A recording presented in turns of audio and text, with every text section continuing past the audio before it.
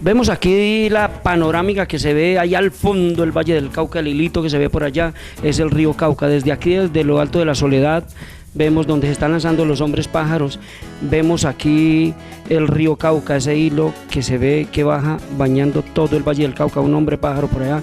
Vemos el corregimiento de Robledo, ahí lo vemos, que está pues al lado del río Cauca y al lado de las hermosas montañas que cubren nuestra cordillera, esta cordillera que atraviesa nuestro Valle del Cauca.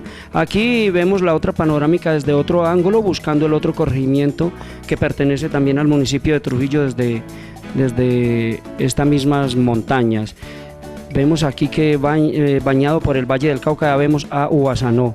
Vemos la calle, la entrada principal desde la panorama hasta el corregimiento de Ubasanó. Esto es una vista espectacular, amables televidentes.